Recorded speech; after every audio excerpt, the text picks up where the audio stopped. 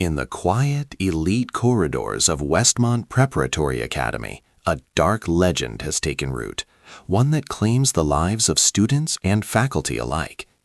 In the suicide house, Charlie Donlea returns with his compelling investigative duo, forensic reconstructor Rory and psychological profiler Phillips, to solve a mystery that bridges the gap between a decades-old massacre and a modern-day string of tragic deaths. The story centers on the man in the mirror, a chilling ritual gone wrong at an abandoned house on campus where two students were brutally murdered years ago. Now, survivors of that night are returning to the house to end their own lives, and Rory is convinced that the suicides are actually a sophisticated cover for a killer who never finished the job. The narrative is a brilliant exercise in dual timeline suspense.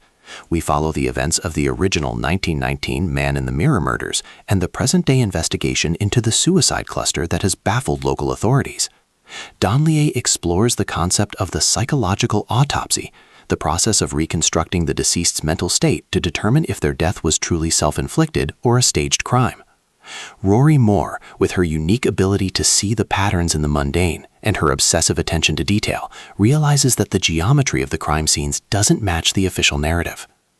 Donlea's writing style is methodical, atmospheric, and deeply rooted in the science of forensics. He captures the suffocating atmosphere of a prestigious boarding school where reputation is guarded more fiercely than the students themselves. The pacing is a steady, slow drip of revelations, moving from the secrets hidden in old yearbook photos to the cutting-edge digital footprints of modern social media. The book tackles themes of institutional corruption, the long-term effects of trauma, and the way a legend can be weaponized to hide the presence of a very real human monster. As Rory and Lane dig deeper, they discover that the Academy's history is a tangled web of privilege and silence. The suicide house itself becomes